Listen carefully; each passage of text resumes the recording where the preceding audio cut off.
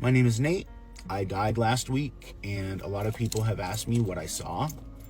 And I want to tell you, I want to share it with you. I'll probably get emotional, so I'm just going to tell you. I died for over a minute. When I died, I was transferred instantly to this room, this white room. And I stood up, and then this angel starts walking towards me. And then as he stands like in front of me, he says, I know this isn't what you want to hear right now, but you're dead. And we need to talk about some things. So instantly this book appears in front of him. And he starts listing every single thing I've done in my life. Like every single minute. Things I said, things I've done. And then the angel says, you hypocrite. You've cursed his name. You've used his name in vain. You've broken every single commandment. You hypocrite. You were a pastor. You did all these things in my name. Yet you still fall so short. Then out of nowhere, God appears, and you can't see his face. He's so radiant, but he was like sitting down. And all this stuff was flashing before me, and God and the angel were looking at it, and I knew I was in deep trouble because God was calling me a hypocrite.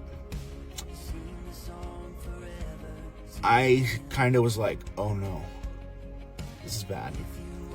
And as I was getting ready to be judged, out in the distance, I hear, stop! And then everything freezes. And then you see this figure walking towards you. And there's like huge light on him. And it's a light that we can't even describe. The colors in heaven, they don't even have a name. It's colors that we've never seen. And I'm standing there and I hear, stop! And this figure starts walking towards me. And I see a glow. And then I see a robe. And it's the bottom of it has gold.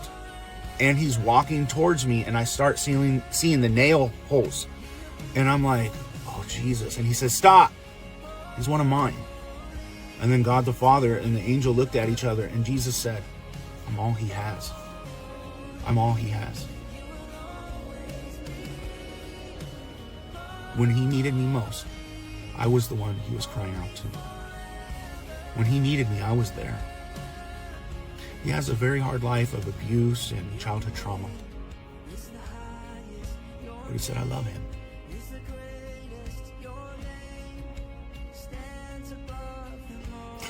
It's very emotional when you see the Son of God. I fell to my knees and started singing, holy, holy, holy.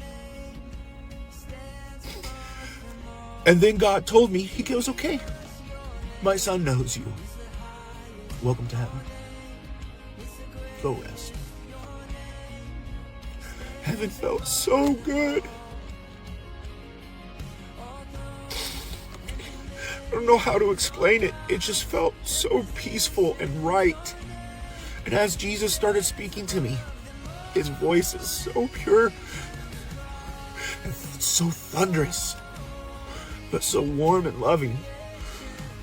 I stood up and I said, I want to go with you, Jesus. I don't want to be here anymore.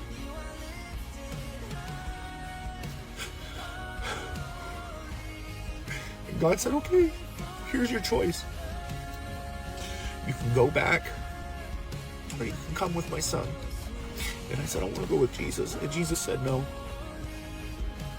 I know you do and I love you, but it's not your time yet.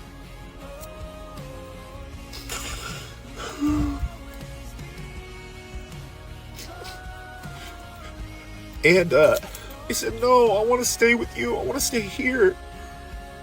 He said, you can't. I have a message for my people and I need you to give it to them. So I'm sharing my story. Heaven and hell are very real. And God is not playing around with sin. God told me this. Don't use my son's forgiveness as a convenience for your sin. Don't use my son's forgiveness as a convenience for your sin. Basically saying, stop sinning. If you keep sinning and asking for forgiveness, don't keep doing the same sin. Run from it. Run from it. Because God isn't playing, guys. He really isn't. He's a stern, just God, but he's not playing. He's so serious about sin, guys. I have broken every single commandment, and let me tell you what God is so serious about. He's so serious about sexual immorality, same-sex marriage, all this stuff. God is not playing, folks. He is not playing. What it says in the Bible, what's allowed and not allowed, God is not playing with sin, folks. He's not. He's not going to play that game, and he will throw the book at you. When I was there, when God was there and angels, I was like, oh my gosh, I'm done for. Calling me a hypocrite. And you know what? He was right. So I'm here to tell you today that Jesus' love and his forgiveness is free.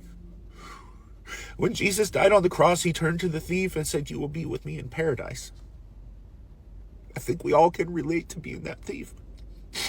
And if we want to be real about sin, are we taking our sin back?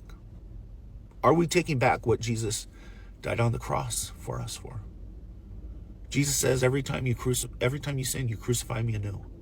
We need to run from sin.